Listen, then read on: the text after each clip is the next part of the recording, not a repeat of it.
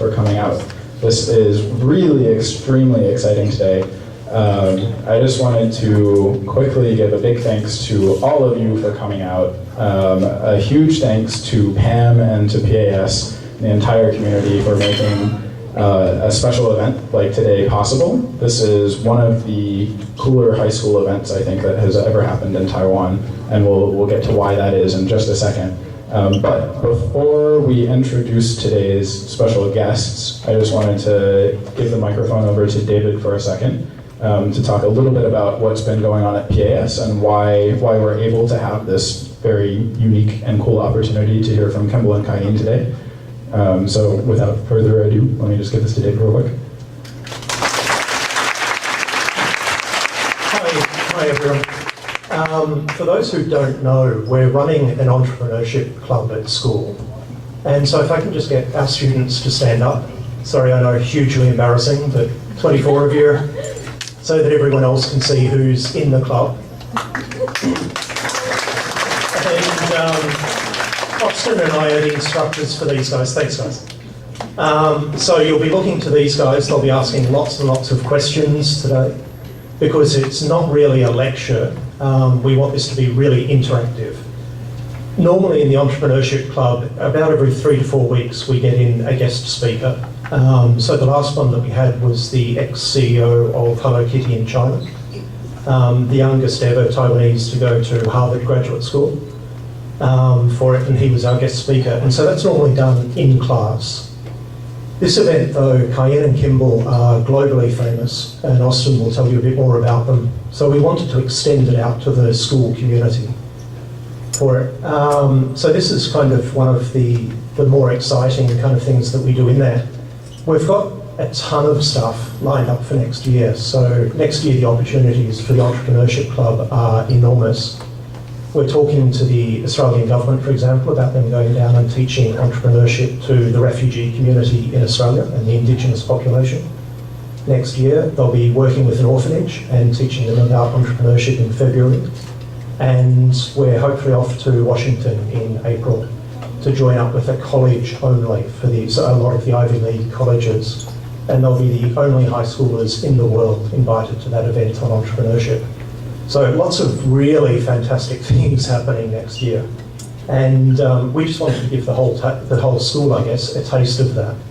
So I'll let Austin tell you a bit more about Kai-Yin and Kimball.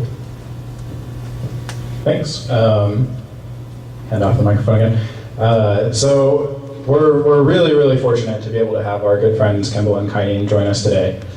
We first connected with Kimball and Kai-Yin through a tea business, and we have run events with them in the past. So we did the first tea and music pairing concert in Taiwan over at the Sheraton in Hsinchu with, I think it was about 100 VIPs and CEOs, which was a fantastic event. So sort of matching tea and music from the same region together and thinking about how tea and music relate aesthetically.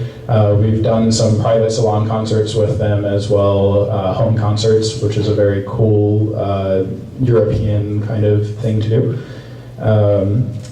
Just a couple of quick points, because each of these pianists and entrepreneurs have a very extensive background and biography that is not easy to introduce. But they have been working on the 88 concert tour. So there's 88 keys on the piano, right? So the concept is to do 88 concerts in 88 countries all around the world to bring the message of music and music education and entrepreneurship out into the world. I believe that their 88 concert tour has turned now into a 250 concert tour in about 30 countries so far. So they've played in embassies in Tunisia. They've met up with Aung San Suu Kyi in Myanmar and started the classical music festival in Myanmar. Kimball kickstarted, so he crowdfunded the first known concert in Antarctica. They actually flew a piano from southern Chile to Antarctica, Nanji, right, and did a classical music concert for the research scientists there. So all of their work is going to be culminating in Carnegie Hall in New York in the future. I guess also in her spare time, Kai-Yin publishes books on corporate social responsibility. There's a couple of copies of the books outside if anybody is interested in learning more about that. Really just too much to talk about, but first and foremost, we're excited to have them here because they're educators and entrepreneurs at heart.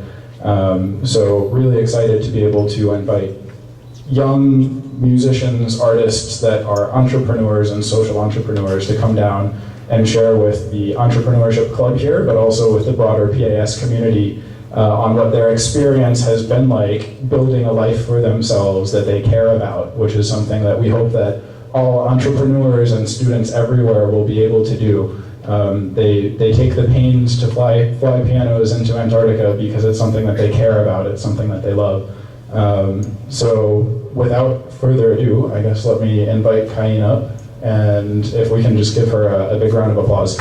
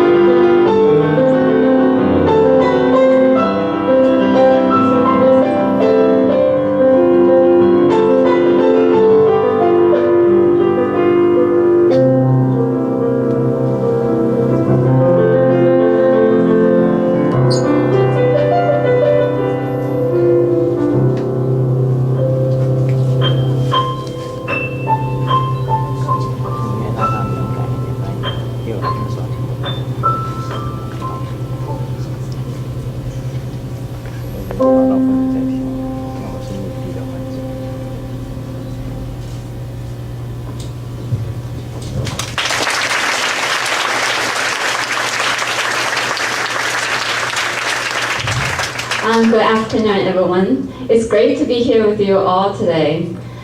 各位同学大家好，很开心今天在这里跟大家见面，我是凯英。Just to make sure I should be speaking English to all of you, right? Everybody understand? Okay. That makes me a little nervous because this talk that I am about to give, I've only given the talk in Chinese, so this is my first time giving the talk in English. But okay. So I was invited to TEDx Taipei about a month ago, and at that time they rented also a grand piano, and they said that they were hoping I could share some of my experience internationally and also perform something to the TED audience. And at that time I was a little worried because TED is known for its innovation. And so as a classical pianist, that's almost like the opposite of innovation. So I was thinking what I can do, what I can play so that I can still be seen as an innovative artist or musician or pianist who can represent my background very well. So I decided to transcribe this piece. I transcribed this piece myself just for the TED Taipei talk. And this piece, I don't know if you guys have noticed while you're listening to it, it mixes the Bach Ave Maria, Gounod Ave Maria, as well as a Taiwanese folk tune, which is also a lullaby called Liu Yin Gua in Taiwanese.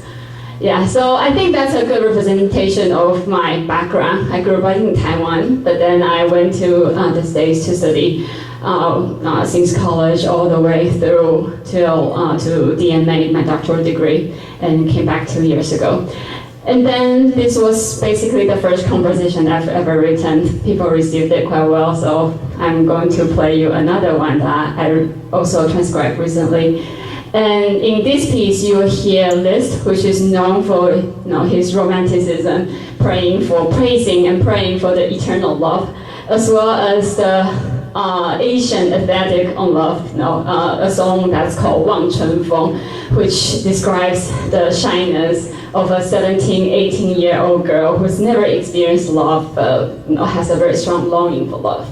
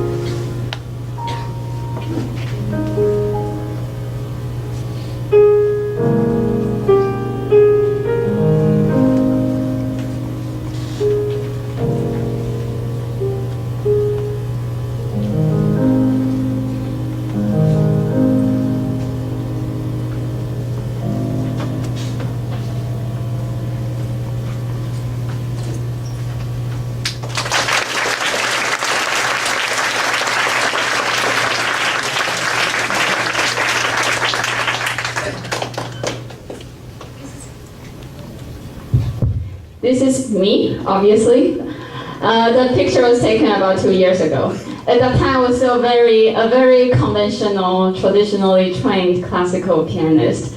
As I said, I grew up in Taiwan, and I don't know if you guys know that you guys are already very lucky because you're in an international school that has a much more open-minded atmosphere, because the school that I went to was the public school in Taiwan, which is still great in a certain way, but then the thinking that they were giving us was much more traditional.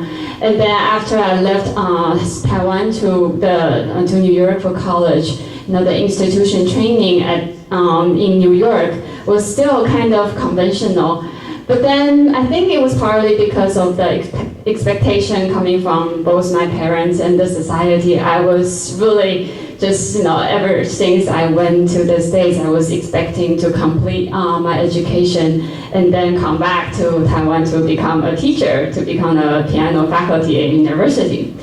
And so I did complete my education, but then after I came back to Taiwan 2 years ago, I decided to take a very different route.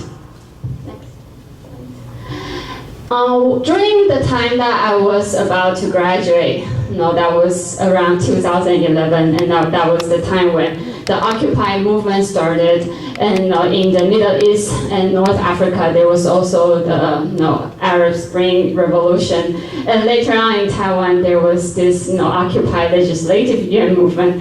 And so while I was in my transition from New York back to Taiwan, I started thinking, what can I do as a musician so that I can be better connected to the world outside of music, outside of the institution? And so that was a time that I was searching in different directions. And also, just going back to my college time again, because I'm a musician, and I don't know how many of you guys are also thinking to pursue a music career for the future. But then if you are serious about it and you have some experience organizing concerts, or either as a performer or like as an organizer, you know that the idea of finding sponsorship or finding support for your concert is extremely important, because especially for classical music, the traditional, the conventional commercial model for promoting the concert just doesn't really quite work well enough to support classical music. So when I was in college, every time I came back to Taiwan, I already had to organize some concert and look for sponsorship. So that was basically my first encounter with people in the business world. And then some of them became my supporter, and I kept in touch with some of them. And then so a few years later, when I was planning to come back to Taiwan from the States, that was the time that one of my supporters, he's the chairman of Sunfar, the computer company, which is, I think they have over 72 stores located in Taiwan, and one of them is very near here. They told me that they came up with this philanthropic philosophy that they wanted to donate 20% of profit to different social causes, especially to help the education for underprivileged students. And at that time, I was just very curious why he was doing this, and also because of all this Occupy Wall Street and Arab Spring, those kind of talk floating in the air. So it's a combination of these two. I decided to write this book that's called The Bowling Frog, in English translation. In Chinese, is 温水里的青蛙. It's kind of a metaphor that says, if what's around you is changing really fast, and if you don't adjust fast enough, if you don't adjust quickly, then you might be cooked like the frog in the warm water or in the boiling water.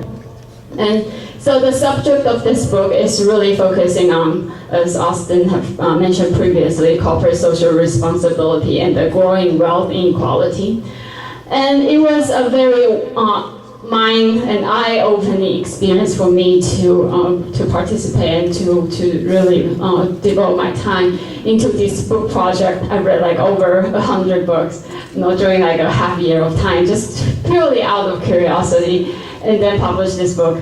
And But then after this book got published, people started to look at me and see that, oh, you have all your degrees from undergrad, master's to doctoral in music, but you decide to write a subject that's completely unrelated to music. So every time people see me, especially as the author of the book, they have this like puzzle look on their face. And that was also the time I started to think how I could intersect these two paths. My role as a pianist with the role as the author of the book together. And that's when the ADA Concertor appeared. ADA Concertor, I think Kimball will share with you all later in the second half of the lecture. Kimball and I were classmates at Juilliard, and there were a few years of time that we didn't really communicate. But then while I was preparing for the book to get published, Kimball told me that he was coming to Taiwan because of this ATA International Concert Tour that goes across 7 continents. And so we started to share our experience, and he told me this story that just completely changed my view on what music really is. Anyone want to guess where this kid is from? This picture is a little misleading, and there will be other pictures later. But this kid is from Afghanistan. And Kimball told me that because of ATA Concert Tour, which is very exploration in nature, he's gone to Afghanistan about 3 times. And before 2001, music was illegal in Afghanistan because of Taliban. And until 2008, when the Taliban has been removed, the first music school was established in Afghanistan, in Kabul. And because of the funding that they got from World Bank, they were able to help children, very poor children, who has music talent to come to the school to study. And so after the school got funded, Kimball visited about 3 times, and he got to know some of the students very well, including this kid on the picture. His name is Huang. And one day, Huang told Kimball that he's a very gifted pianist. He was studying piano for 2 years and already started to win competition in Germany and started to get attention from foreign people. And there was one day that he told Kimball that he wanted to learn to compose. Is there any way that he would be able to start composing in an interesting or inspiring way? And Kimball told him that, okay, why don't you try to compose with your own name, with your own, the letters of your own name. I think many of you might know that there's there's alphabets in English letters, and then if you translate the alphabet to musical notes, like A, B, C, D, E, F, G will become La, Si, Do, Re, Mi, Fa, Sol, La. In Chinese, it's called Yin Min. So A corresponds to the A on the piano, and B corresponds to B on the piano, etc. So you can find for Huang, you can find the corresponding notes on the piano, and then therefore you have a melody. And for kids, well, I think not just for kids, for everybody, this is an intriguing way as an entry point to start composing. So Huang, after I've learned this, he composed a short piece in just 1 day and shared it with Kimball. And Kimball was very touched by the piece. And so in his onward journey to other countries, when he was playing salon concerts or a big concert, he often played this piece and shared the story of Huang and of Afghanistan to his audience or to his friend. And one day he went to Dubai and was playing a concert in a salon setting, and people who were sitting in the audience, they are all from higher social class, people wealthy, business people, like owns oil company or something. And then after the concert was over, Kimball shared the story, played the music. After the concert was over, there was a lady from the audience who came to Kimball and said that he wanted to help Huang. And what can she do? And then a few weeks later, this electronic keyboard appeared in Huang's home in Kabul. And the reason, at that time, Kimball said that you could buy a piano, but then it's just because of the condition of Afghanistan, it was really more suitable to just bring, to have a keyboard. And so that was 2 years ago when Kimball, it was probably his second with me. And I started to realize, as a musician, as a classical musician, there's so much more you can do to connect or even to contribute back to what's around you or even people from far away. So I started to join the ADA concert tour around that time after my book got published. And on the map are the countries that the ADA concert tour has toured to. We actually have some additional country that we don't cover on this map, but it's a really global project. And one of the first few countries that I went includes, this is Egypt, I believe it's at Tahrir Square in Cairo. And it was after the revolution that the military built a wall, not at Tahrir Square, but then the artists still painting their way to freedom. So at that time I started to wonder what music really means to me, what music is to me besides, it sounds beautiful, besides the fact that you enjoy it. Next slide. And this is from Tunisia. And I remember when I was there, some of the students was sharing that after the revolution, some young people, they would decide to just go on the street and join the revolution. But some musician or some composer, they might decide to continue composing because they know that music is a way to help them to build up more strength to face whatever challenges that might be coming in the future. And so some of the tour is more kind of like an exploration tour, or sometimes we just go to do concerts or short visit, but some of them grew to become a much more extended project, which includes, this is from Myanmar, the Myanmar Music Festival, which we started in June this year, and we will continue annually in the future. And during the festival, it was also actually because of the book that I wrote, The Boiling Frog. I got people who were not that interested in music to really feel and see the power of music, and they decided that they were willing to help us to grow the project, the seed of the project that we've spread it in so many countries. So we got support to start this Myanmar Music Festival. It was about a 1-week festival during which we play for the very poor kid in the outskirts of Yangon, to embassies, to bookstore, institution, schools, and also to the final concert, which was held in Naypyidaw by Aung San Suu Kyi, which is the Nobel Peace Prize winner that I believe most of you would know. And she said, for her, classical music, even though Myanmar is a country that's been closed up for half a century, so they really didn't have that much access to outside world. The education there is still very, very, very poor. There's a gap of people that they maybe while they were growing up, they never really received proper education. But so for Aung San Suu Kyi, she has a British education background, so she knows classical music, but she knows that most people in Myanmar, they don't understand classical music, but she sees music as a tool for them to build, to grow, to gain a much more liberal mind, and also in a way for them to build friendship to people from different countries. So those are just some of the examples, and really when we speak about classical music, so often we thought about European countries, from Paris to Vienna to Germany and to the States, to New York, all those big, very, very developed cities.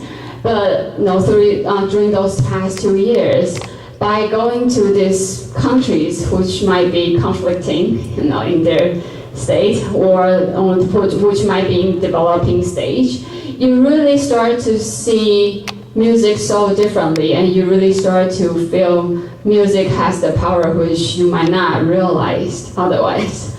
And during the same time, while we are continuing with the international tour, we also started a project in Taiwan that's called Taiwan 88. With the same creative concept, but then the idea was to go around Taiwan to do ADA concert. It's on county by county basis. So the map that you see on the screen was, the county with colors are the ones that we've gone to. And this project started last year in May. And so far it's been a year and a half. We play for over, I think 50, almost 60 schools for over 15,000 students. And the original concept of this Taiwan ADA project was that, when I first came back to Taiwan, so many people told me that classical music is just so hard to understand, and also the music education, the 音乐欣赏课, the music appreciation class that they received when they were young, never ever taught them how to appreciate music. So I just discussed with Kimball. We thought it would be a good idea to tour around Taiwan, first for us to get to know Taiwan better, and second to also hopefully through even just one interactive concert to open up the world of music that's interesting, that's intriguing, that inspires creativity and imagination. And that's why we started this project. But then later on, because of in conjunction of this whole international ADA project, we were able to bring global perspective. We were able to bring to do more cultural exchange with schools, which is like maybe in the very, very rural part of Taiwan. So some schools are really big. They might have like more thousands of students. And some schools might be very small. They don't even have a proper classroom, that the concert can only be held on the grass on the outside of the building. And I guess what I really wanted to share with you, during this time of my talk is that when I first came back to Taiwan 2 years ago, I had no idea what I was going to do with my life, basically, because so many people told me that either people in the music circle or outside of classical music circle, they say that the opportunities are so little, and the audience, the people who listen to classical music is shrinking dramatically, both in Taiwan and also globally. And so it just felt really pessimistic of what you can do with your future. But then because of this, I guess it's kind of a risk that I was taking to write something that's totally unrelated to music, and also because of the exploration mindset that we have, we started to open up different world, and we started to see opportunities, and we started to put music in different contexts. And now what we can see is that there's just so much that you can do with music outside of what people is familiar with or comfortable with. So before I end my part of the talk, I just thought it would be a good idea to share with you all some of the things or music activities that we do at school. One set of pieces that we often play is called Children's Game. It's by BZ. And just to keep in mind that most of, I would say 80 to 90% of the schools that we performed at are elementary school. So we try to make it we try to make music fun and easy to understand. So that's why we picked this set of games. So I think first we are just going to, usually we'll let the student guess, we'll let them pick the games that we are going to play. But today, I think we are just going to tell you the game that we're going to play is actually not on the list. It's leapfrog, 青蛙跳. So we are going to play for you this leapfrog from the set, and then after that we're going to play for you another piece that's under the same title, also leapfrog, but it's composed by a Taiwanese composer, Yan Ming-Xiu, who is now teaching at Taipei 艺术大学, Taipei University of the Arts, and it's a piece that we just commissioned. The piece was composed about 200 years ago, and the piece composed by Yan Ming-Xiu was just commissioned, finished about 2 weeks ago. So you can hear two different kinds of interpretation on the same game.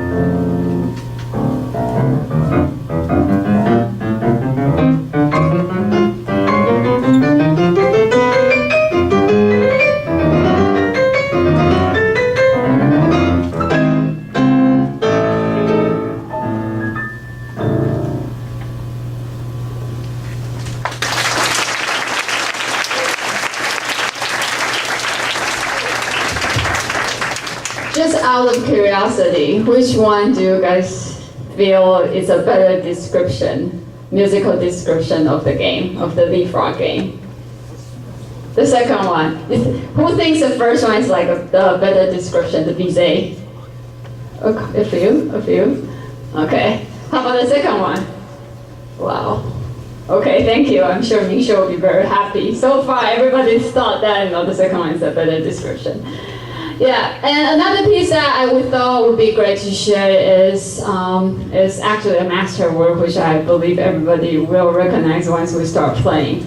And during those interactive school concerts that we do on Taiwan ADA, we try to design some kind of game or some kind of explanation that will make music easy for the audience to understand. And sometimes we call it an entry point, a very specific idea that the listener can grab onto easily while they are listening to the game. So we are going to just do one activity together. And the opening of this piece sounds like this. So you know what this piece is, right? It's Beethoven's Fifth Symphony, the first movement. Okay, so can we just clap this rhythm together? So, okay, so I'm going to conduct.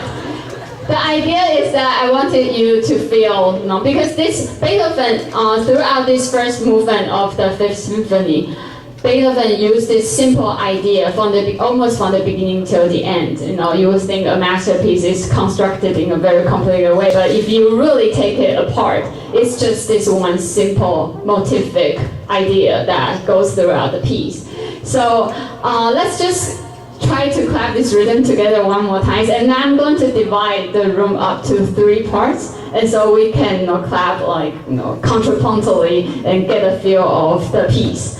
So I'm going to do 1, 2, bum, bum, bum, bum. So I'll conduct. So 1, 2, bum, bum, bum. Okay, so everybody, understand? 1, 2. Okay, how about some of them in the back? Can we all join? Okay, 1, 2. Great. Okay, so now it's very easy. We have this one, part 2, and part 3. It's going to feel like a 波浪舞. I don't know how to say that in English. So when I go 1, 2, when I do the pickup, you start clapping, and then pickup, start clapping, pickup, start clapping. Okay, ready? We might have to give it a few tries, but we'll see. 1, 2. You have to respond fast enough. Okay, one more time. Understand? So when I go, you clap. Bop, bop, bop, bop. Yeah, that's right. Okay, one more time. 1, 2. That's it. Good, great. Okay, so this is what the Fifth Symphony sounds like.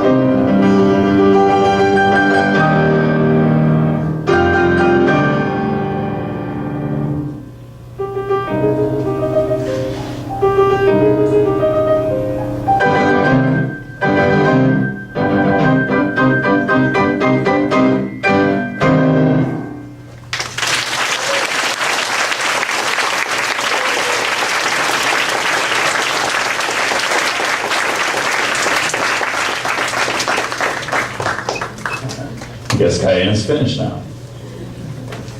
Just switch these.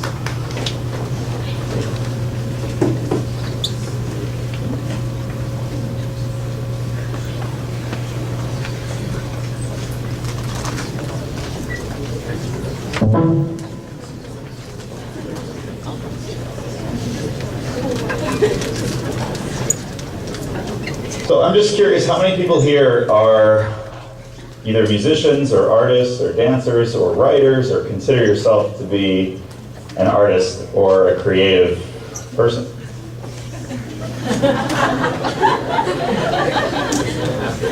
Yeah, you're all creative people, so everyone's hand should have been up. How many people here are entrepreneurs? I'm curious.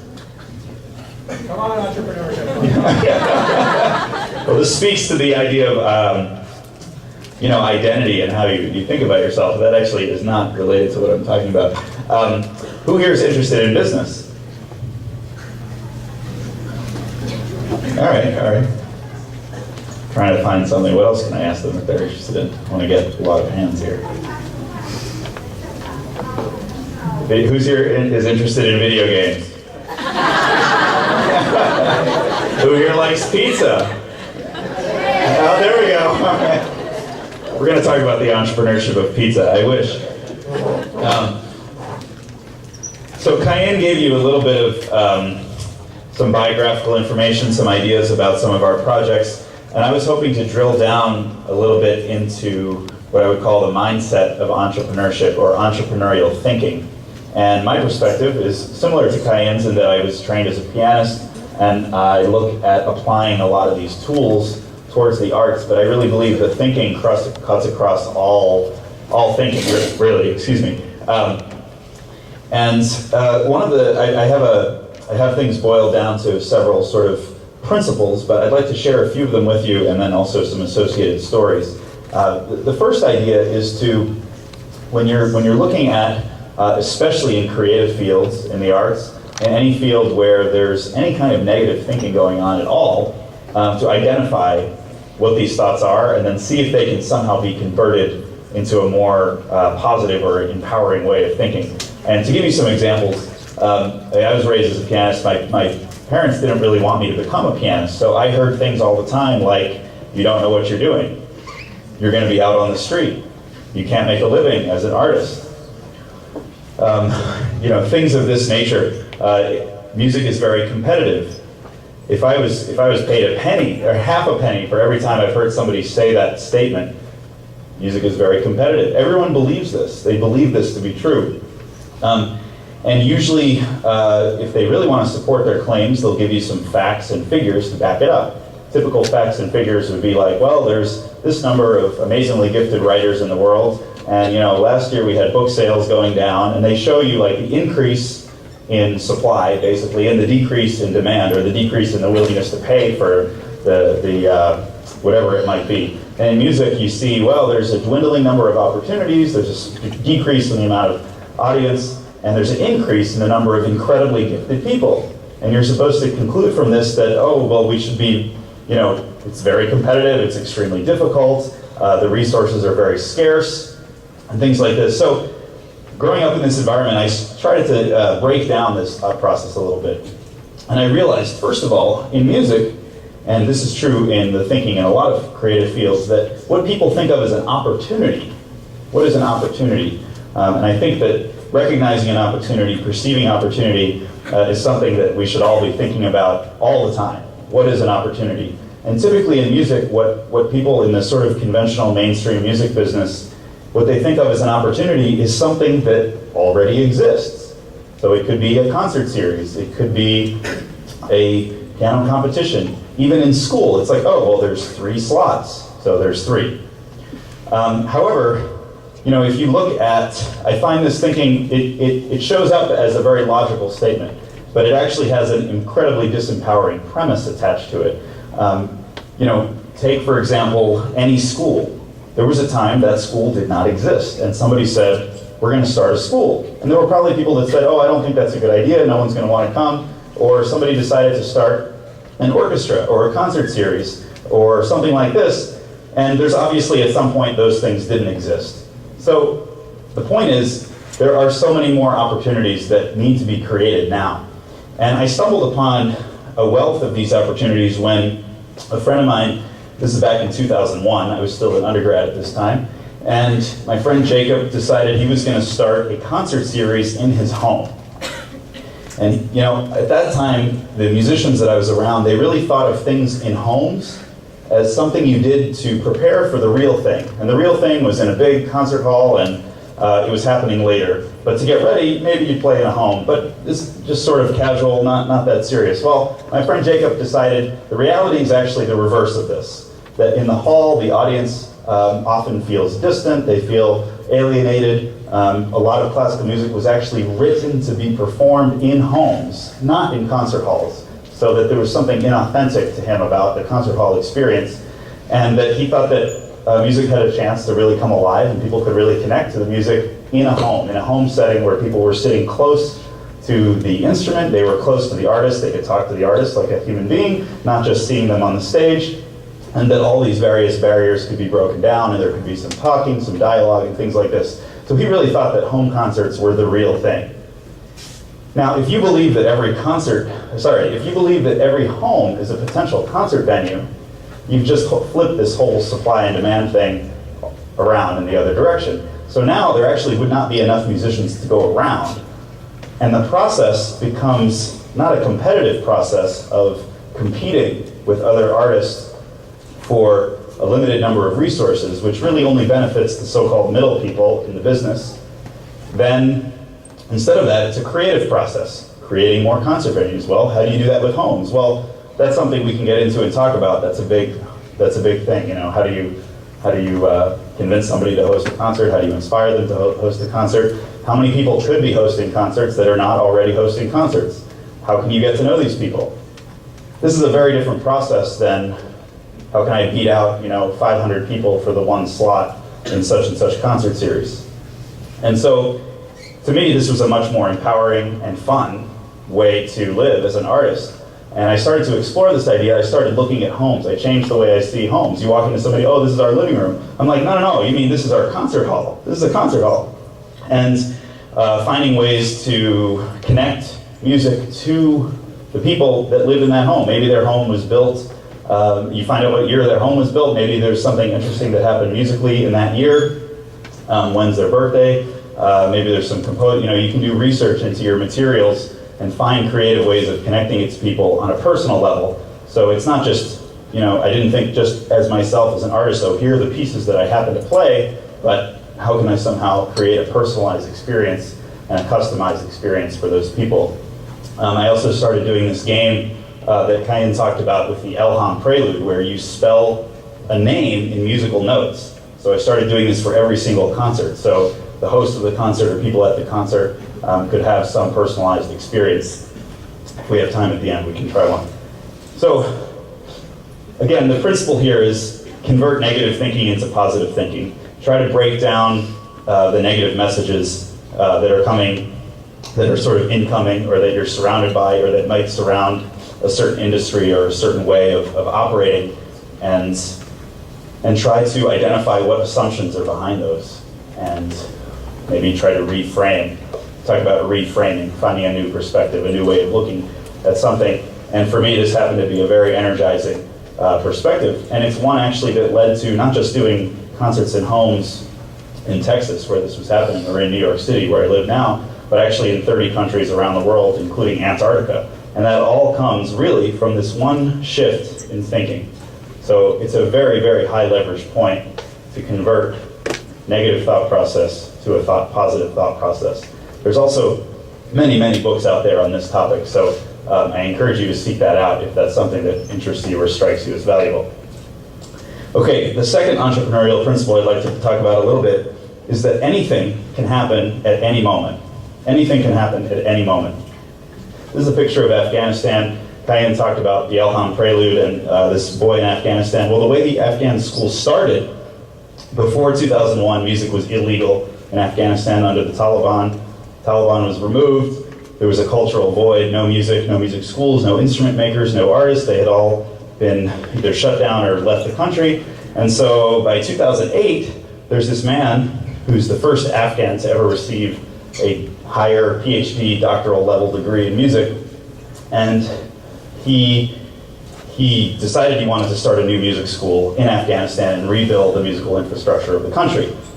Extremely ambitious plan, but he was very well positioned socially. His father had been a famous trumpeter. He was highly educated in Russia and in Australia and in London as well. So he had this global perspective that might be needed to bring in this international support that he was hoping to gain. And he also had the local understanding of culture, which is very complicated and also extremely important to understand both to bridge these sort of gaps. His intention was to rebuild Afghan music, also Indian music, which is very popular in Afghanistan, and also Western music. So he was going around the world trying to find funding for this in various places. He was at the airport in Delhi, India. He was about to board a plane, and some guys happened to be next to him, and they said, "Oh, where are you headed?" And he said, "Well, I'm going back to Kabul. I'm trying to start a music school there." And they said, "Oh, that sounds interesting. Maybe, we're from the World Bank. Maybe we can help." And Ahmed Sarmas said, "Oh, okay, we can speak. I can send you some information." So he gets back to Kabul, and about a week later, he gets a call from his boss at that time, and he said, "There are these two guys in the office right now. They really want to speak to you. They're from the airport. They said they met you at the airport." And he's like, "Oh my God, I can't believe they came to Kabul. This is what I don't understand." So he goes, and they decided to pledge $2 million to start this music school. And this triggered a flood of international support, including German embassy in Kabul donated 5 metric tons of instruments to the school. And so this is no exaggeration. I have pictures of the trucks and all these instruments and stuff. So it was incredible. But this happened like that. This was not part of a pre-existing plan. This was not a strategy. This was none of those things. This was, you happen to be walking past a person in the airport. They ask you what you're doing. You actually tell them. You have to tell them, because if you didn't say that, they never could have said. And then you just never know who you're talking to. So in that one instantaneous moment, not only was Dr. Sarmas' life completely changed, but it influenced hundreds and hundreds of people directly, music students in Afghanistan, not to mention the domino effect internationally and these kind of inspirational stories. The story about Elham is one of dozens of inspirational stories that come from this particular school, all from that one moment. Another Indian airport story. I personally was in the Mumbai airport. By the way, who's here is familiar with the music of Frédéric Chopin? Chopin. Who's heard of Chopin? I know it's more than that. Who here is shy? Raise your hand if you're shy. Still they're not raising their hand. Okay. So Chopin is a Polish composer. He's one of the great composers of all time, and especially for the piano. Almost everything he wrote was for the piano. He died. Who knows what disease Chopin died of? Anybody? Tuberculosis. He died of tuberculosis. By the way, even today, tuberculosis is much more dangerous than Ebola. So, side comment. Anyway, so I was at the Mumbai airport, and I was in transit, and the people at the airport, there was myself and one other person in transit. And they came to us, and they said, "Oh, we need your passports. We'll be right back." So it turned out that right back was 5 hours later. Luckily, the transit time was about 10 hours, so we had some room to spare there. But so it was just me and this man in this room, and we started talking. He's like, "What do you do?" I told him, "Oh, I'm a classical pianist." I said, "What do you do?" Oh, he's like, "Oh, I have something totally unrelated to classical piano." And whenever somebody says that, I take it as a challenge, because I believe in creative partnerships. I believe that art and artists can connect to basically anything, and art can be very flexible. So there's always an angle, or there's always a way of organizing your thoughts in such a way that can connect without actually disrupting the essence of the art. So he said, "Oh, I'm a tuberculosis doctor." And I was like, "Oh, this is easy." And I said, "Oh, that's very important to classical music. I mean, Chopin." And I had just played a concert in a home a few weeks before that, where I had played the music of Schubert and Chopin, and the host, who was a doctor, started the concert by giving a medical history of syphilis and tuberculosis, the two diseases that those composers died of. And not only did he give a medical history and a geographical history of these diseases, he speculated, as many have done, on how these diseases may have impacted the creative process, because it's not just a physical, there's the mind-body connection, right? Everything's linked up, so you can't really separate a disease that you might have from the thought process that it might be triggering, or the state that the patient or the person or the composer or the artist might be in at that time. So he sort of chuckled, but at the end of 5 hours we had he was from South Africa, we had plans at the end of 5 hours to have a tuberculosis awareness tour in South Africa with the music of Chopin. So, and that actually led to my first trip to South Africa. So the real lesson here is to go to an airport in India and wait, just find someone to talk to and see what happens. No, but really, chance encounters. And again, the key is to express who you are. So that's why I was asking these questions about identity at the beginning. Dr. Sarmas knew he was going to start this music school. He didn't know how, but he knew that he was going to do it. So when somebody says, "What are you doing?" he says, "I'm trying to start a music school in Kabul." Actually, very simple, very powerful statement. However, his conversation is more impressive because it happened so fast. I had 5 hours time. We don't always have that. So anything can happen at any moment. Never discount anything. This goes back to the idea of opportunity and what it is. Most people, if they were going to plan a concert, if I said to you, I'm really interested in going to South Africa, I'd love to play a concert tour there, I don't think anyone in this room would say, go to the Mumbai airport first. No one would say that. And my point is, there's no way we can mentally process the enormous variety, infinite variety, really, of ways that things can happen. And so it's really important this goes back to the thought processes I was talking about, the negative or positive beliefs. If you believe that you know how something can happen, make sure that you're not limiting the ways that can happen. There's a lot of people, there's just a lot of thought processes where you may not be remaining open to all the possibilities that there really are that could be directly connected to you. Okay, third idea about entrepreneurial thinking. And this idea is that conversation is the most important entrepreneurial tool that you have. So I'm sure you've done some work on business plans or ideas or markets or IKEA,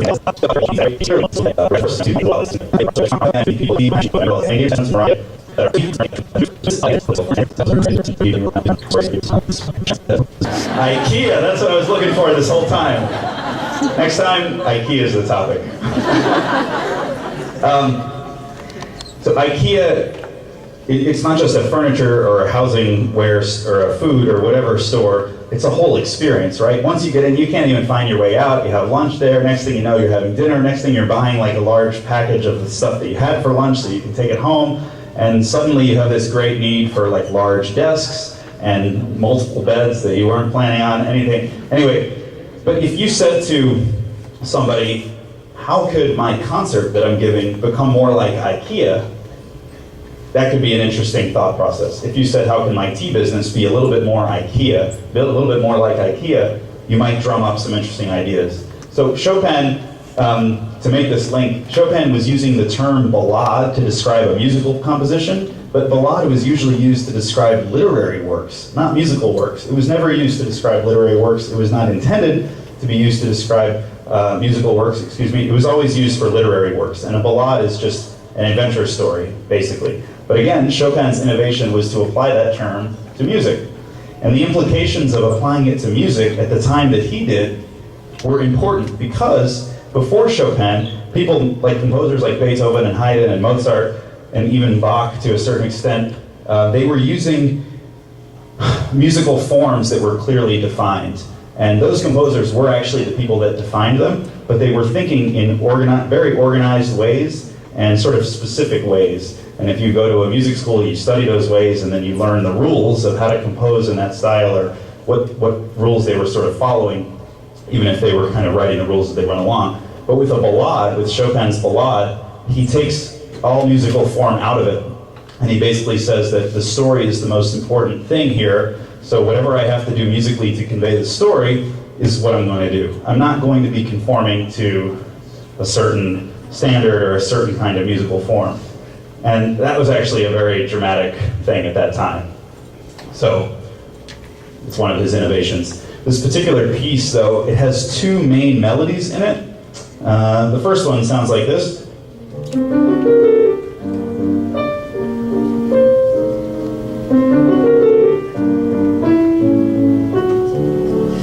Who's heard this before? Anybody? Oh, not bad. Okay. Very good. So this melody actually happens on 3 separate occasions in this composition, but it's almost exactly the same every time. There's small details that change, but it's the same mood, same general idea. And there's another melody which sounds like this.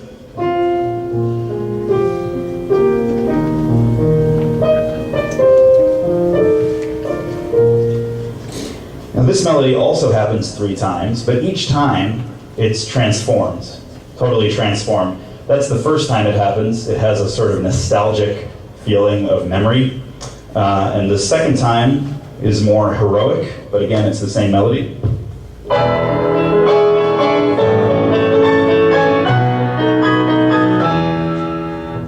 And the third time is ecstatic, or extremely, extremely happy.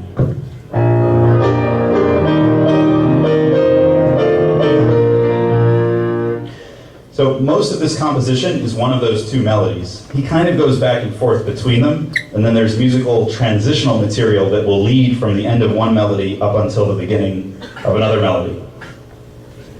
What I'd like you to listen for when you're listening to this ballade or this story is, why does it make sense that one of the melodies continues to be transformed throughout the piece, but while the other melody refuses to be transformed throughout the piece? This is part of the drama of the whole composition. So I hope you can hear some of these things along the way.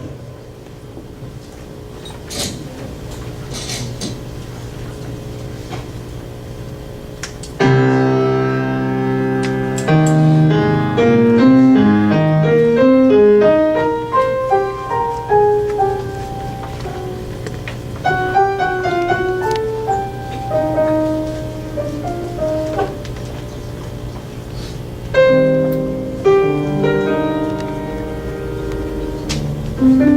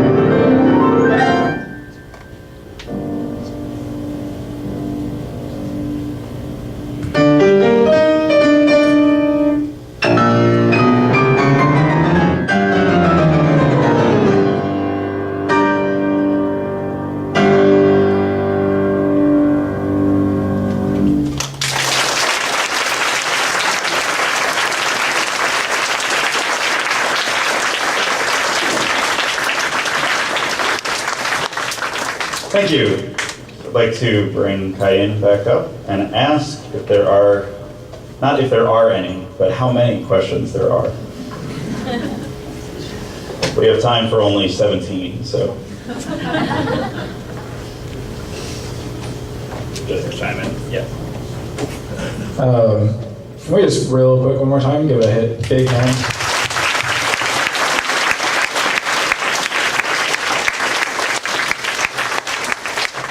So every time that I hear these two speak, I'm always super inspired.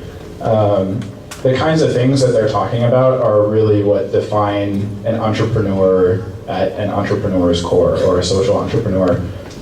Thinking about the world in a different way that way, turning negative thinking into positive thinking, and having conversations with people. These are the types of things that will turn you into someone successful in the future.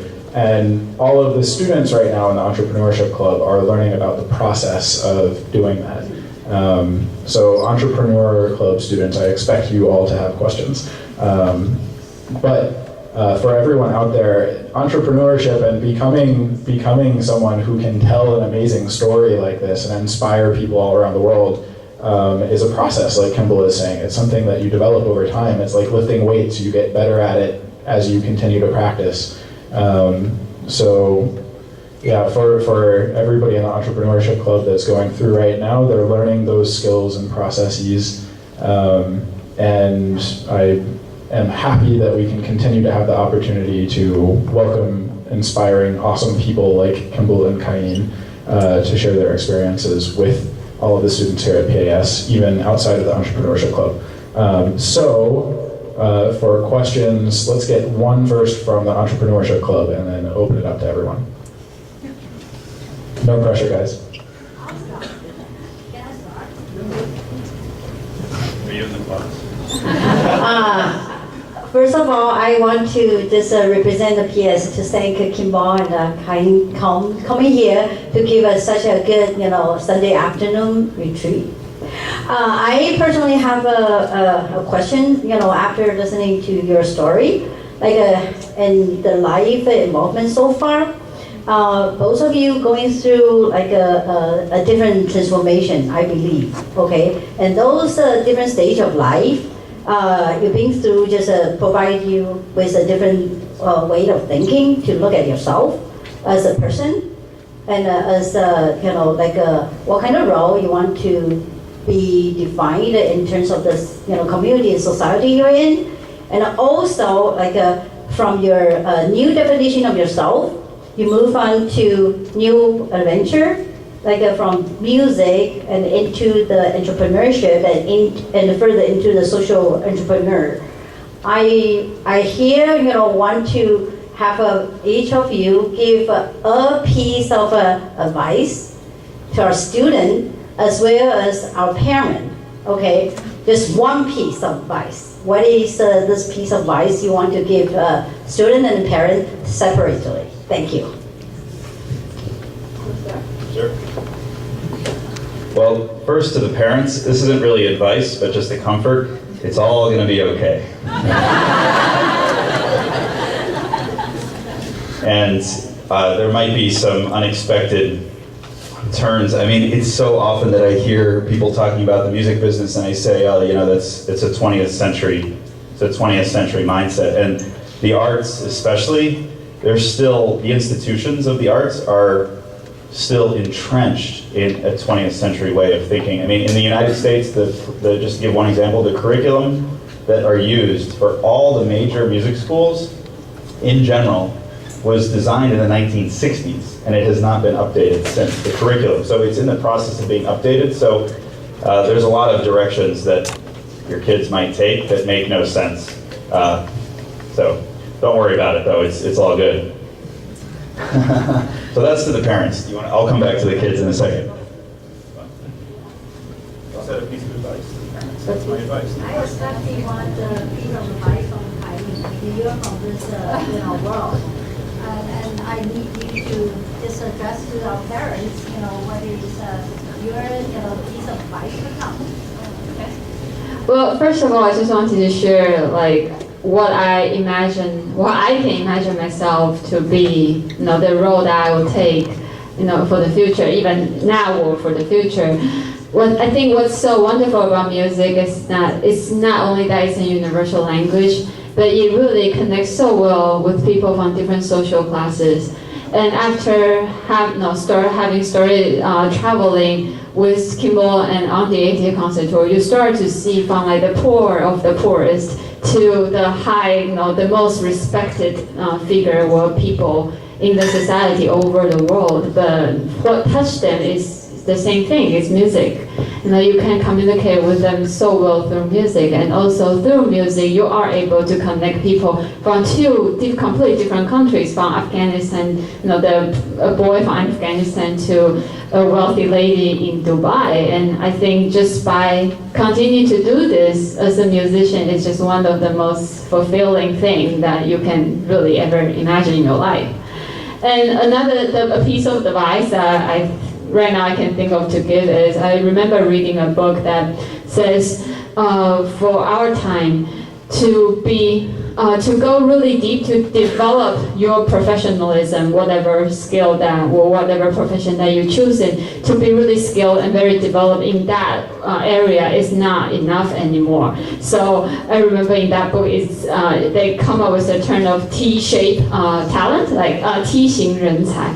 That means you have to go really, really deep into your profession, but at the same time you have to be very broad. You have to be very flexible, and you have to be able to absorb and adapt across fields. And it's only if you have that kind of ability, you will be able to really react whatever changes that come to you, and really be the kind of people or talent that the society needs at any time. Okay, any more questions? Next question, not anymore.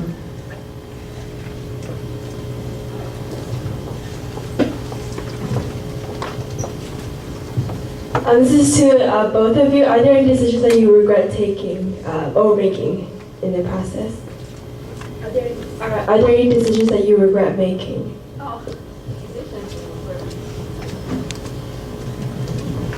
I'm just going to shift your question just a tiny bit, and instead of decisions that I regret, but let's say mistakes, which one can regret, I would say if you, the answer to the question is definitely yes. Many decisions, and I think as an entrepreneur, it's actually really important to get to the mistake as fast as you possibly can. If you're not making mistakes, then you're not taking enough risks.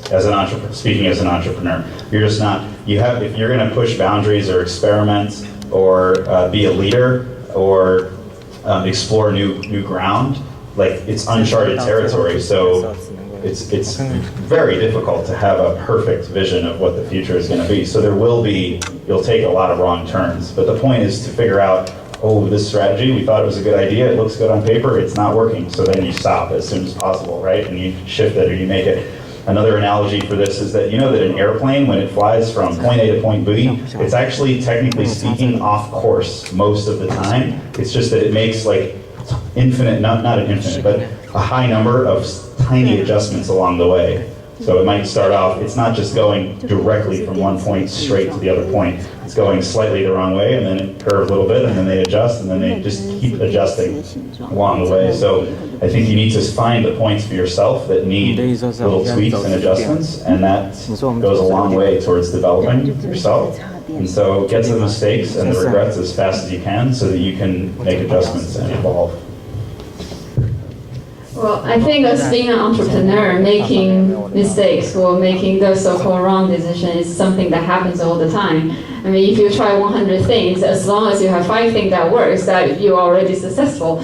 So that's something that not to be afraid of, and something that just you have to welcome. And also, what seems to you as a mistake was something that's not quite working yet right now. It's totally different from maybe just a few days later when you look back, or a few years later when you look back. Or if on the other hand, if you try to avoid certain things, maybe you will not be able to grow to the certain people that you will become if you have gone through that period.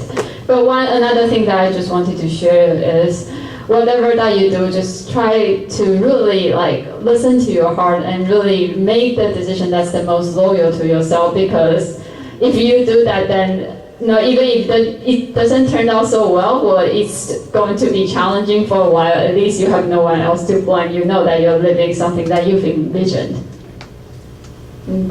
Next question.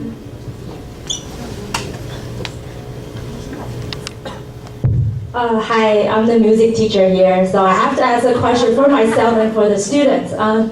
I guess a lot of students in Taiwan, they're so lucky because they get to learn music and they have piano at home. They have their parents supporting them, let them take the piano lessons, violin lessons, and whatever. As a musician, do you think learning music is important, and learning music help you thinking or help you to explore the world more, and why? In what way? Please say you do. Well, the ancient Greeks regarded music as the most important of all pursuits, higher than philosophy, math, science, all of those things. So there's a strong precedent for the importance of music. I do think it develops not only, wiring your brain in a very active way because of the various kinds of information you always have to process as a musician. It's connected to everything. It's highly intellectual, it's highly emotional. You develop emotional intelligence, emotional awareness, as well as severe intellectual development. It's also cultural. It's also quick access to global issues. If you understand the context of classical music, you'll have to delve into history and politics. It's obviously very kinesthetic, muscular, right? And so, it's also spiritual, philosophical. So it really cuts across so many different areas. That's a yes. Well, just from my experience receiving all the educational training or musical training in Taiwan, I went to all the music classical school, 音乐班, from elementary school all the way to high school, junior high school. And what I found is that this also came up once in the conversation when we were doing the Taiwan ADA tour. There was one time that one of the principals told me that there are two different incentives for kids to learn. It doesn't matter which area. One is out of curiosity because they want to learn, they want to explore. The other is because of competition. They want to be seen as better. They want to feel satisfied or fulfilled, or they want to just be recognized. So there are the two main motivations for learning. And now looking back to the music education in Taiwan, I do feel, and that's also part of how we design the school concert when we do the tour. So much emphasis is put on competition, but not on curiosity. And what I find music is so amazing is because it nurtures your curiosity. It's through the experience of either playing, composing, or preparing for a concert. Through that process, it's a self-fulfilling process, a self-exploration process that's the most meaningful to life. Not the outcome of who is going to play better, or whose fingers is going to faster, or how many mistakes people make. So I think for the music education, if we can focus even more on that, or even for the parents when you encourage, or for all the kids, when you're learning music, if you can just focus on that creativity part, I'm sure you will find much more satisfaction in music.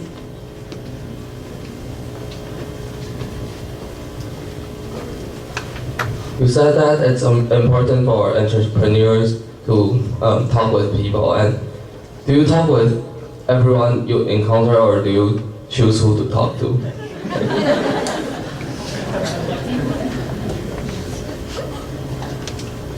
Let me just make sure I understand the question.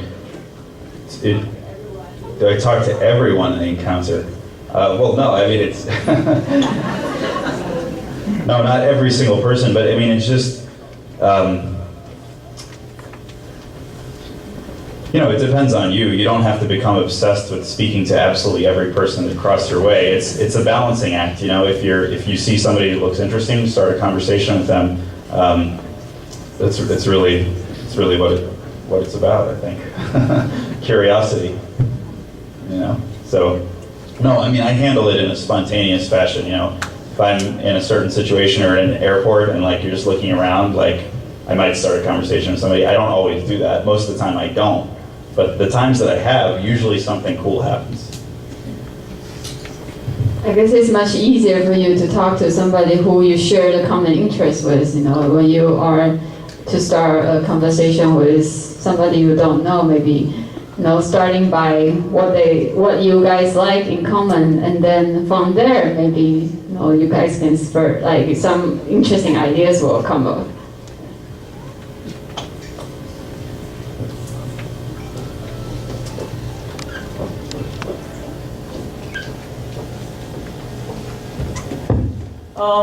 I have a question for Kai-Yin, because I know you study music professionally, but you came back to Taiwan, you wrote a book on entrepreneurship. Then I want to ask how did you manage to find a publisher that will actually publish your book, because you are neither an expert at writing or entrepreneurship. My book was published by Shangzhou Commonwealth publisher, and which is a very well-established publisher in Taiwan. I was really, really lucky. And I think it was through the connection that as I shared in my talk, the company that I partnered with while I was writing the book, and the CEO was basically the advisor of mine while I was going through this process. He knew some friends in Shangzhou in the publisher, and after the book was done, he recommended the book to them, and they were really happy to publish it already. But I think more importantly, it was because the topic that I wrote is not so much about the entrepreneurship, but it's more about the what's going on, in our current world, through globalization, through the development of technology, and the growing wealth gap, and all those issues are the issues that people care a lot about at the time. So for a publisher who they like Shangzhou, they publish a lot of books in financing business. So for them, it was a good match.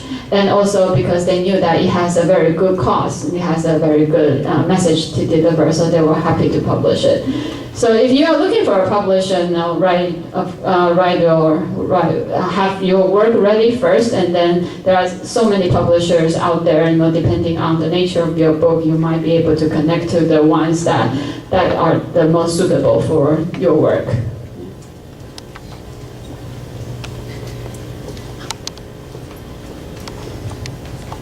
I have a question for Kai-Yin. Okay.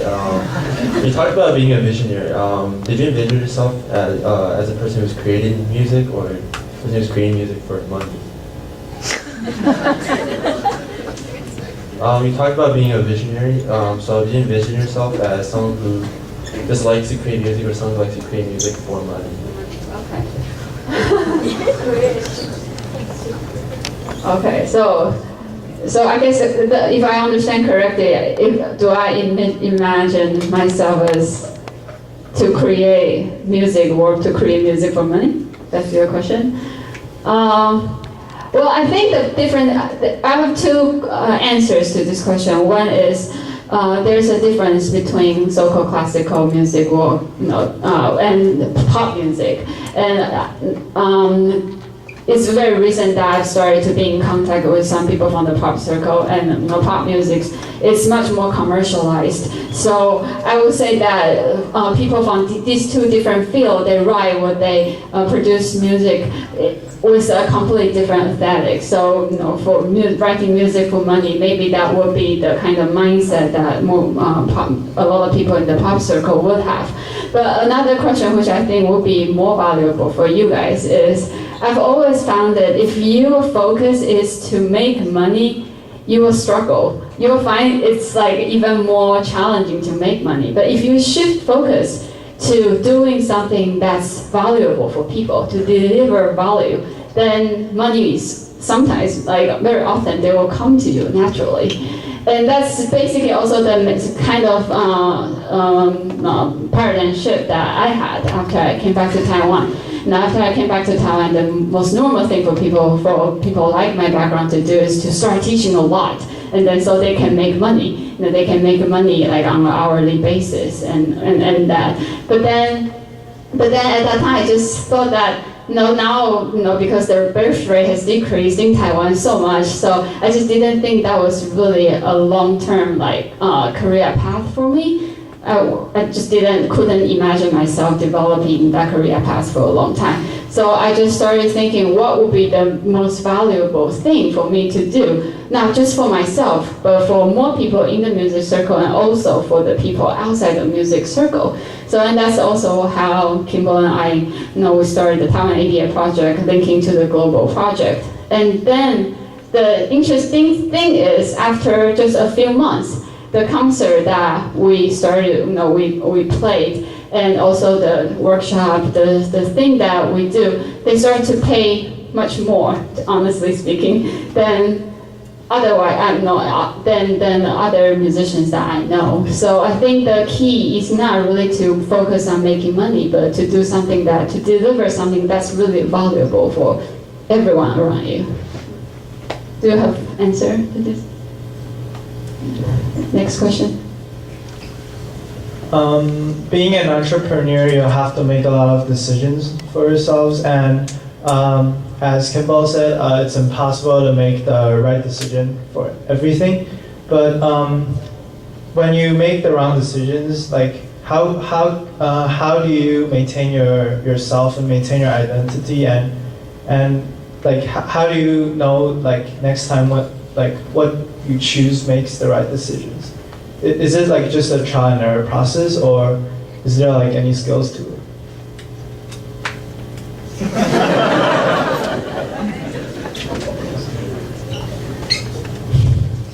I think to talk similarly, the first thing I said, the idea of making a mistake is partly how you perceive it. And the idea that something is either a mistake or not a mistake, there's really more gray area. I mean, in our businesses, in our fields, it's really more of a question of what do you want to create, right? So in our case, we might be presenting a certain type of music. So then it's questions like, well, who do we want to present it to? In what setting do we want to present it?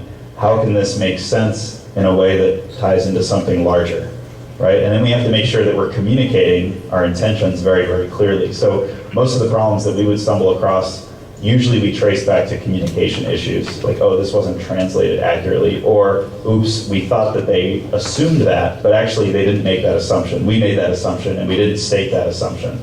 So then we'll say, okay, we assume that next time we're going to make sure that we have, what can we do? Oh, let's create a document that detail, how do you want to set up a concert in your house? All right, you don't know how to do it? Okay, well, here's a piece of paper that details everything you need to think about. And then you go to the house and you play a concert, and then something happens. People are flushing the toilet during the concert, and you're in the quietest spot of the piece, and you're like, oh man, we forgot to mention that. So you add it to the paper, So it's kind of an ongoing process that way. So that's just one example. To me, most of those issues come down to communication for us.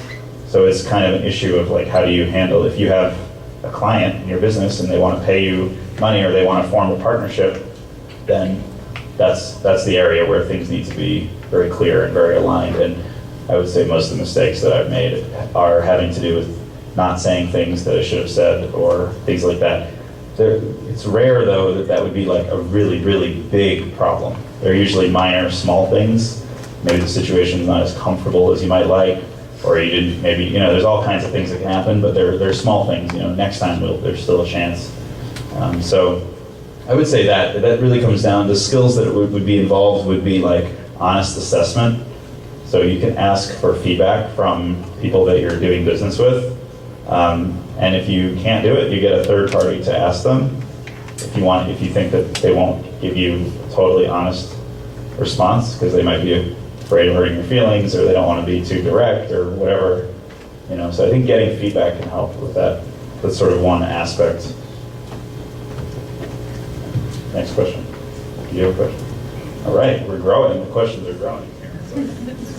This is more to do with music than entrepreneur, but I was just wondering how you approach your piece of music and what do you think about when you're playing it?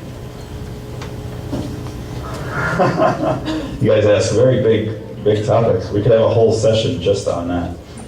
How do you approach your music and what do you think about when you're playing it? You want to add something?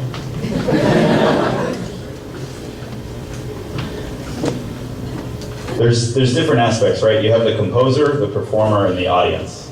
And so first, I get to know the piece. It's kind of like between the performer and the composer. Like you have to absorb and learn the music. So that's a process of learning. And you know, there's been tons of books written on how to learn music. What's the best tactic? What's the best strategy? How can you learn music in a way that you'll remember it for a long time? So that's a whole area of stuff which has to do with how you approach the music. So I try to approach it in an experimental but serious way, and not to be too systematic about how to learn, because if you're too systematic, I think you sort of miss out on things. Try to take an artistic approach to learning. So I think your whole approach to the piece as you're learning a piece of music, when people ask me how long does it take you to learn a certain piece, I'll tell them, well, how long does it take you to get to know a person? Like, at what point do you know the person? Now I know this person. It's really a continuous process. It doesn't really stop ever. So I try to approach it in that way. Yeah.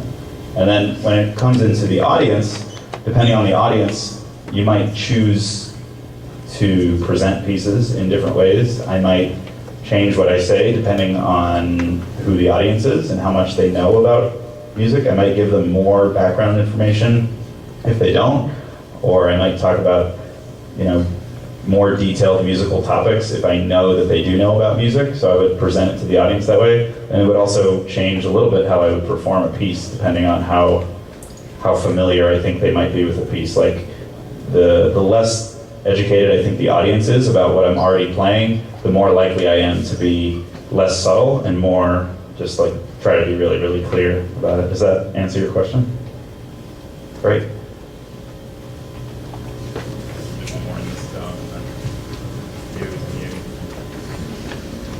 So this is for Kai-Yin. So when you were composing, how much did you throw away? Throw out. How much did you throw away? When you were composing your piece, you generate some material, and how much did you keep and how much did you throw out? Yeah.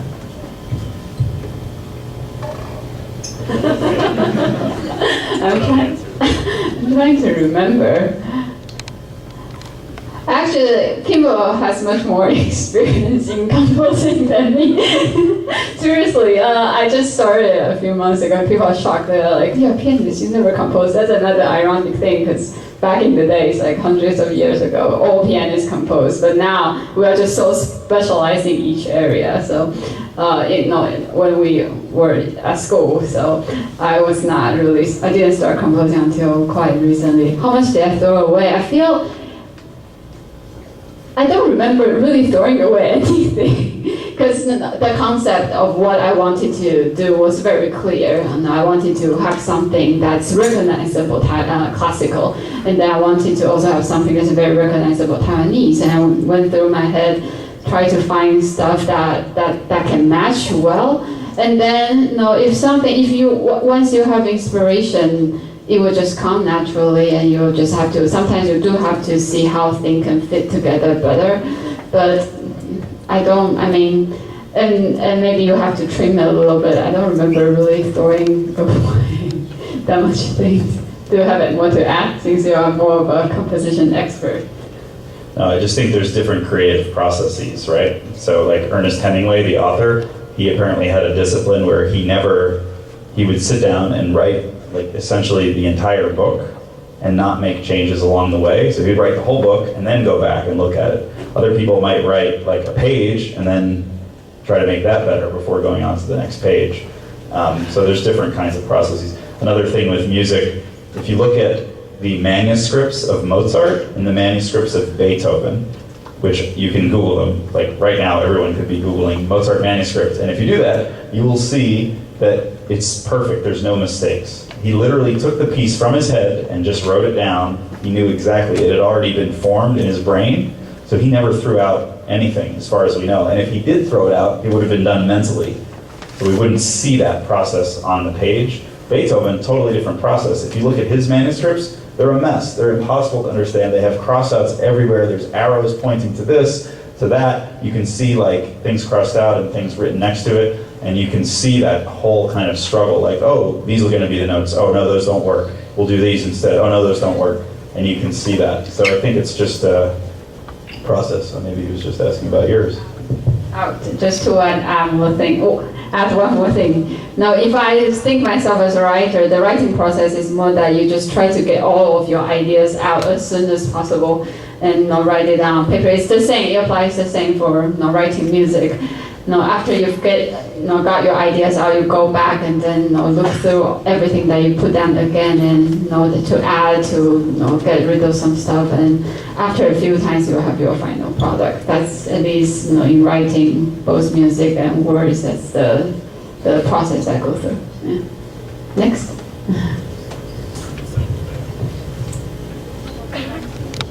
All right. This is for both of you guys. So if 10 years ago you guys could know something you guys know right now, what would it be? 10 years ago. If you wish you knew something that you know now, is there something you know now that you wish you knew 10 years ago? My thing is, don't follow conventional wisdom. Everything I tried to do that was through a proper channel, that was pre-organized, like, oh, apply to this thing that exists, for me personally, it just never worked out. Even if I got accepted or whatever, it just wasn't that interesting. But anything that I did where it was sort of my own creation, like the home concerts, it blossomed. And it blossomed in every way, like socially, personally, artistically, financially. So one thing, I spent a lot of time trying to do it the so-called normal conventional way, and it just didn't work, and it took me a long time to just be like, there's no point in doing this. Well, 10 years ago, I wish I had more courage to do what I really wanted to do, because 10 years ago, how old was I? Well, I was still in college, and I still knew that I had a long way to go through in terms of my education. And I felt the whole time what I was doing is what people expect me to do instead of what I truly believe in. And because that's what people told me, that you have to do this in order to get that. You have to do this so that people you see it this way. No, I didn't know any better, and I was trapped basically in that position, so I had to do it. But then after I came back to Taiwan, after I am free from expectation, I started to try out different things, and it's just so unexpected. And for musicians like us doing what we are doing, honestly, it's really rare to find anywhere else. So basically, there's no competition. People see you, they see surprise. So it's really pleasant for us and for people who we meet. And so that's really, if I knew that 10 years ago, maybe I wouldn't stress myself so much when I was a student,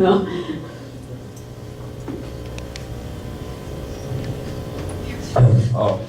Do you guys still enjoy playing piano, or is it more like a job for you now?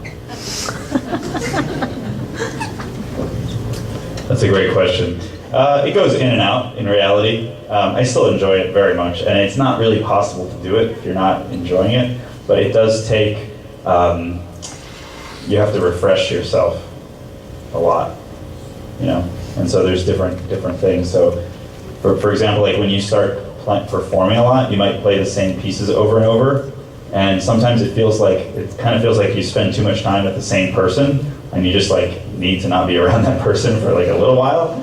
I'm sure everyone here has had that experience. So then you might say, okay, we have to learn new pieces, but then there can be a challenge in finding time to learn and create new programming material, because you have other performances coming up and you want to put forth the best stuff that you have, and you know that the stuff you already played is really solid and good, and the new stuff isn't quite ready yet. So that's really the challenge, I think, for me. Well, during the past 2 years, I feel like I've become not only I'm not only just a pianist anymore, but also in some way a writer, and now even more of a project developer, because we have to keep up with all the stuff that we started in so many different countries. So the time that I have to spend with the pianist become less and less. So in a way, it actually becomes, I enjoy it tremendously, and it becomes even more treasurable the time that I can really put to music. So yeah.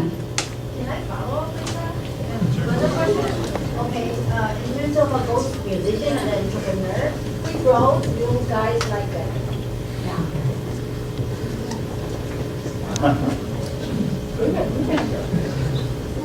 I don't really have an answer to that. I mean, I like both of them. To me, they're intertwined, and I couldn't really be one without the other so much. Although I guess if people ask the question, if you weren't a pianist, what would you be? And I would definitely do something entrepreneurial, because those skills, I think, can be applied to all of the social entrepreneurship skills can be applied to anything. Everything that we're talking about that seems like it connects to music can relate really, certainly to any creative business. Yeah, I definitely would say they are equally important to me. Sometimes you spend a lot of time with the music, and then when you get tired, you do something that's more related to business, and then afterwards you bounce back. And also it's because really, after all, it's really because of the passion that we have for music, and that passion that we have to connect with people. All those entrepreneurial ideas, all those fresh ideas, all those surprises, all those desire to connect come out. So without the passion for music, all the entrepreneurial stuff that you think is not going to happen. Do you think that entrepreneurial spirit leads to professionalism, or your professionalism, leads to your entrepreneurial spirit? It's like the mind-body connection I mentioned earlier. It's a feedback loop. It's not that it's the chicken or the egg question. You need both. Sorry, that might not be a very satisfying answer. No, but it's true. I promised. I already made a commitment.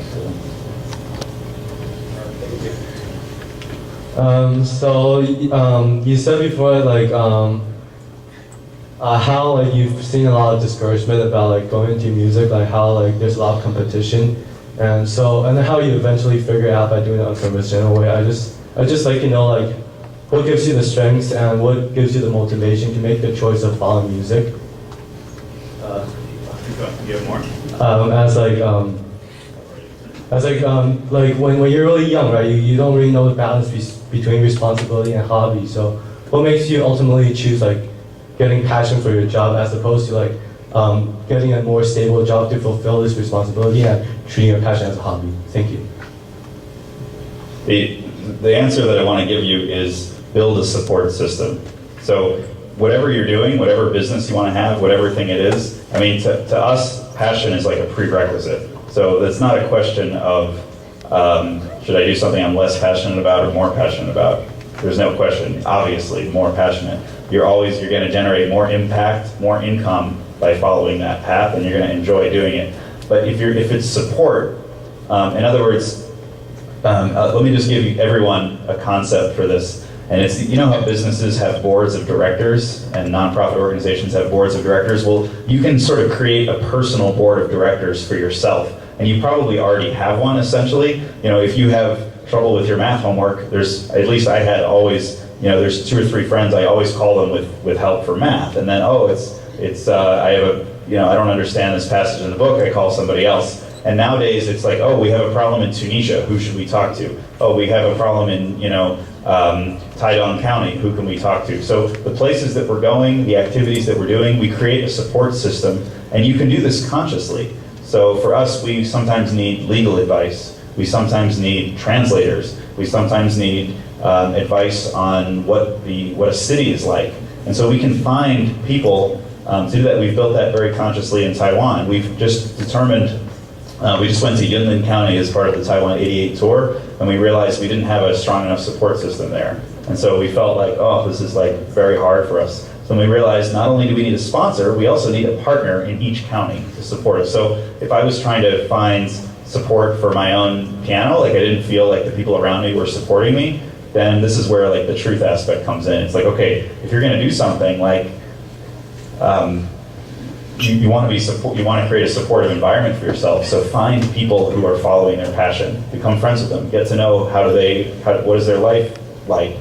Find books that inspire you and surround yourself with those books. That's what I would say is build a support system. So then you're constantly getting reinforcement from everything that you're around to sort of affirm that choice. And then just one more idea about entrepreneurship is the idea of modeling. So if there's a skill you want to develop, or there's something you want to do, or something you want to grow or create or achieve, find somebody who's already doing it and get to know that person, find out what they're doing, model their behavior essentially. And you, of course, it's not a matter of imitating them, but it's like finding what habits, what do they do every day that makes their life this way? Things like that can also be helpful. So if you wanted to become a pianist, it's like talk to some pianists, find out what they do on a daily basis, and start to try to maybe incorporate some of those things if they seem to work for you. So, Anne wants me to take some questions from the back. Are there any questions in the back? We've neglected this region over here. Severe neglect. It's kind of like a wealth inequality gap in this room here. All the questions are from here. We're supposed to be overcoming this, and we're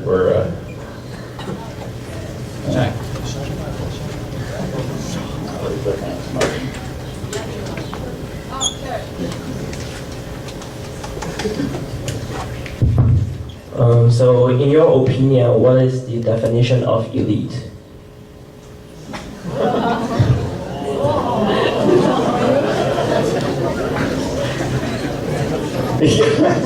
Kai-Yin already.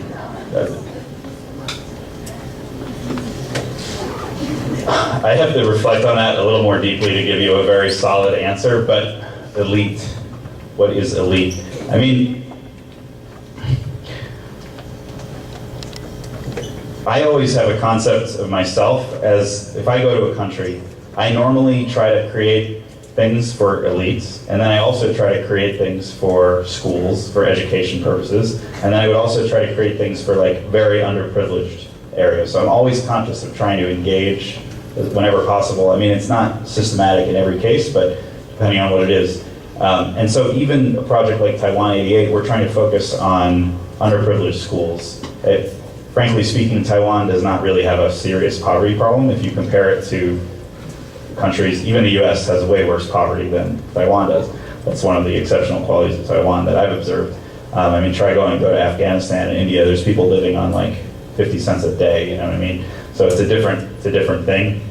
But a lot of the efforts to, even for our project in Taiwan 88, we have advisors who are extremely experienced people. They're in a different phase of life. They're in their 60s and 70s, and they've had careers in business. They've had careers on, you could call them, I wouldn't say really that they're elite necessarily, but you could call them elites. I mean, they're successful in business, they're well regarded in society, and they also want to make a positive change. So I see it as like a necessary ingredient to a whole package, and I also see that as the privilege of the artist, is that you have access to a full range of society, and I think that's crucial to balance those aspects. So I've kind of dodged the actual definition, but that's my answer.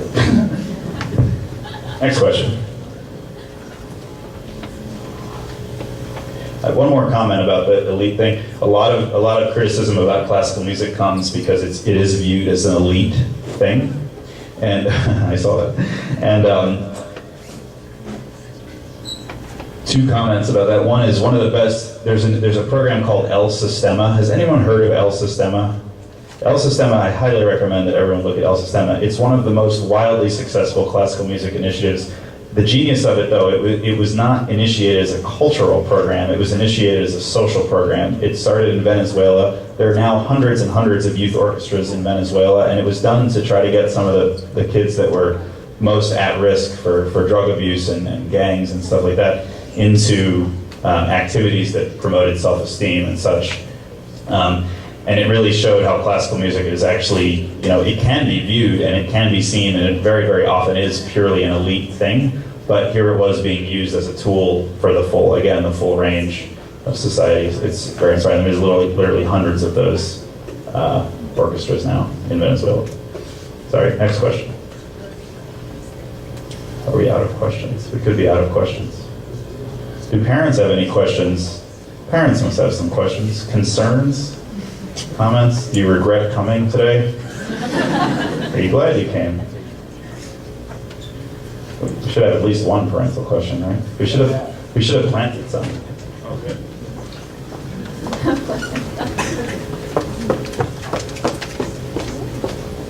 Okay, I'm quite curious about how about your parents' comments for your decision now and before? What's the difference? Do they really think it's a good way, or I just curious about your parents' idea. You can answer.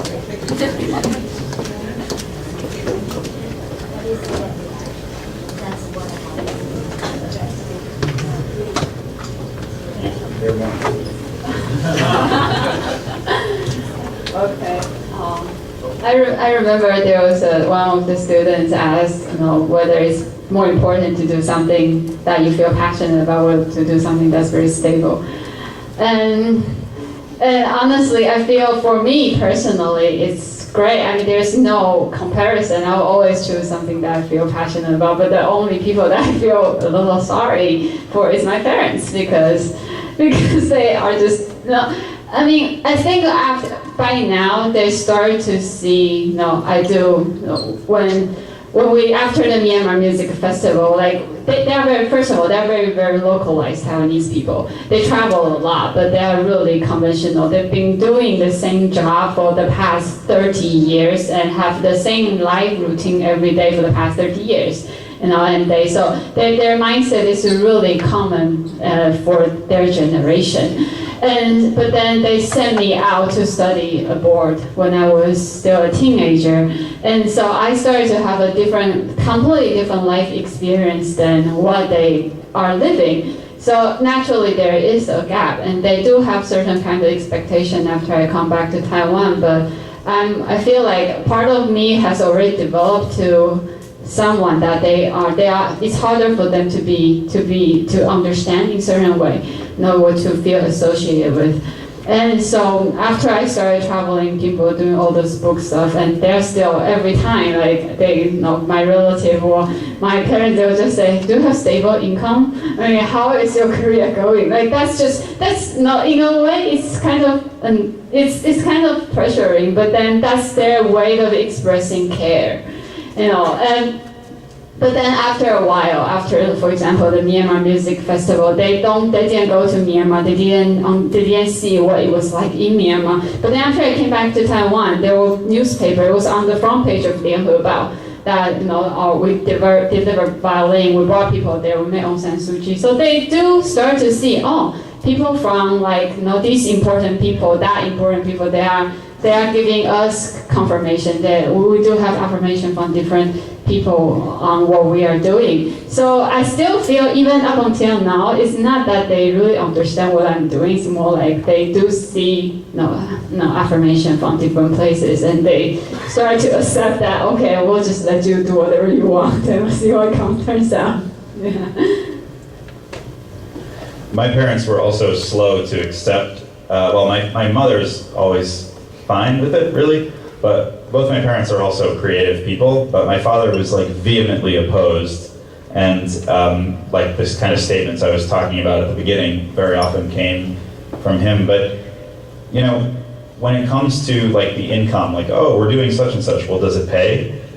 Well, first of all, yes, it does. Secondly, after 2008, and I was living in New York in 2008, and there were so many people who followed the conventional path. They got into very prestigious school. They spend hundreds of thousands of dollars in debt to get a fancy degree, and they did get the job, but then they lost their job, and then everyone's sort of swimming around in this panic.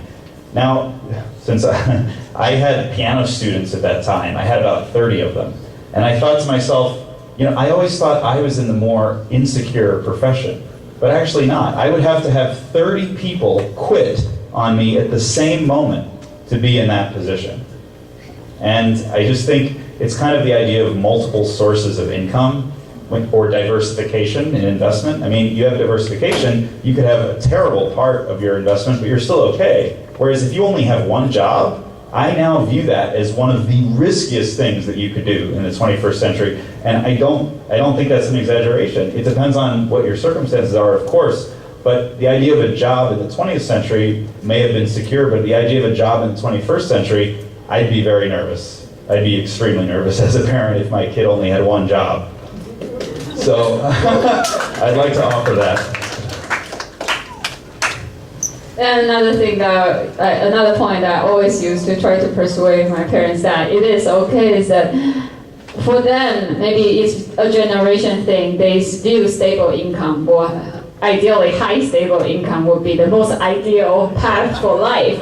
But then really for me, maybe it's because the background that I'm coming from, the living experience, what you can create in your life, what you can see, what you can go through in your life is just so much more important than money after all. And so that's another thing I'm trying to convey to my parents, which they agree. So now I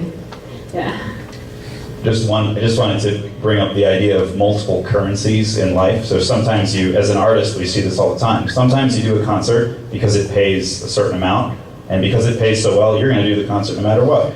Other times you might do a concert because it's artistically fulfilling, because you get to play with wonderful musicians, and it doesn't pay a lot, but you do it because of the artistic fulfillment. Other times you might do a concert that doesn't pay at all, but because of the people you'll get to meet, this sort of, let's call that social capital, for a sort of crass term. But in music, the arts, creative businesses, really all business, it's a business of relationships. So the real value that you have is in all of the connections you have with people. So if somebody said you could lose all your friends or keep all your money, or lose all your money and keep all your friends, there's really no comparison, because your friends, not just friends, I don't mean it in that term, but all the contacts that you have, the business contacts, the acquaintances, the alliances that you formed, that value is then, in essence, that energy is then through your business, whatever entrepreneurial initiative you have, that's how it's converted into, the money aspect.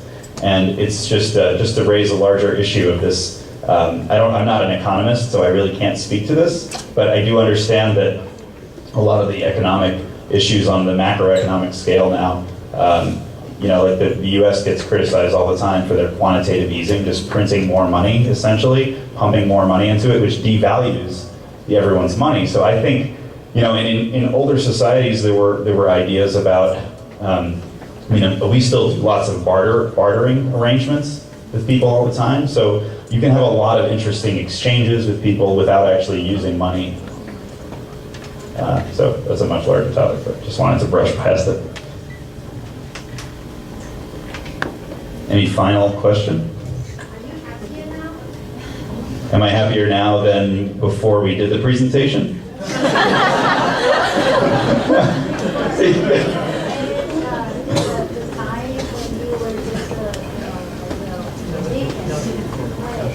Yeah.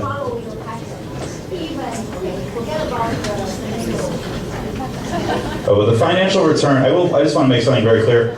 The more I've found, and I'm sure Kai-Yin would say the same thing, the more we follow the passion, the more money we make. Plain and simple. Right. Well, the more you follow your passion, the happier you are. I really think that things are in alignment, yes.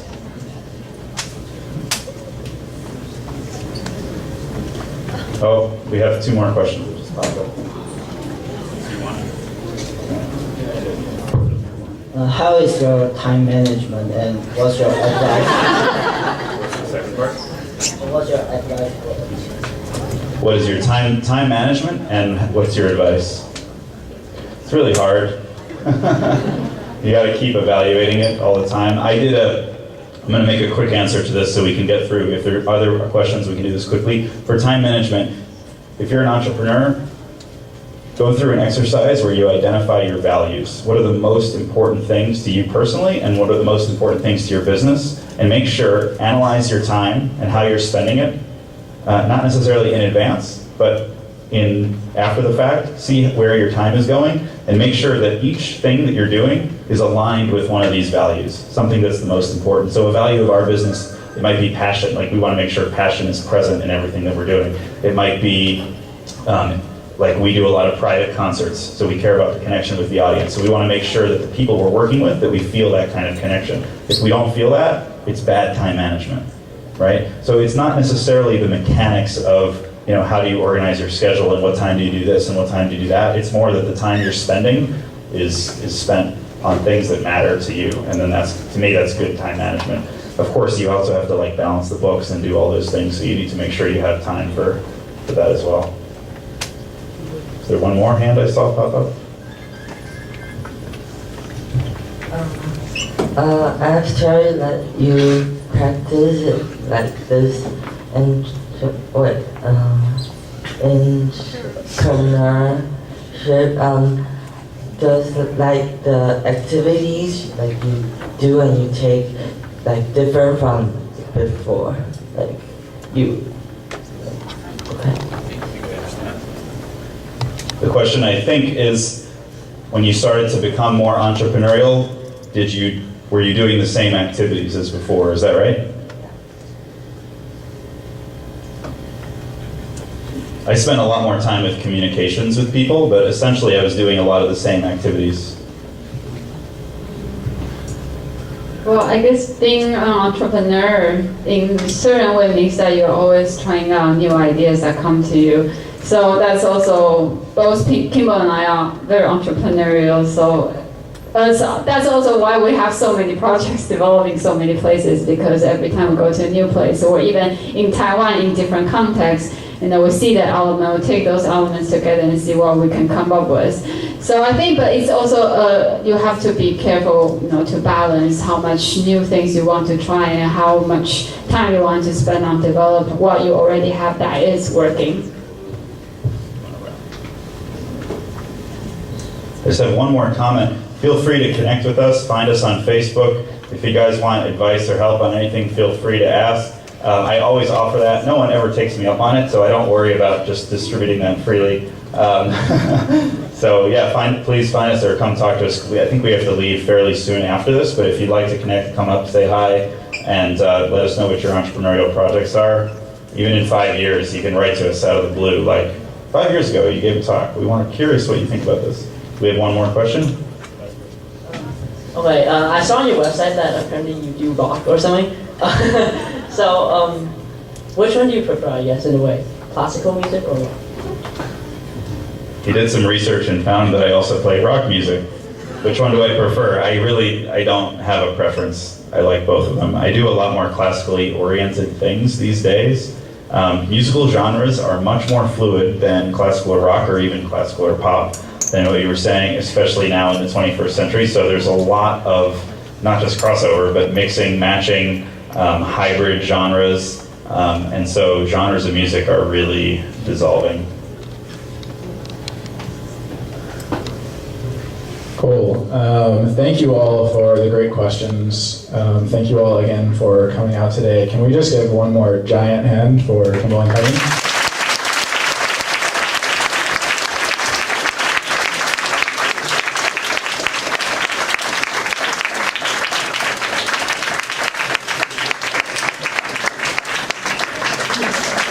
So parents, you heard it here.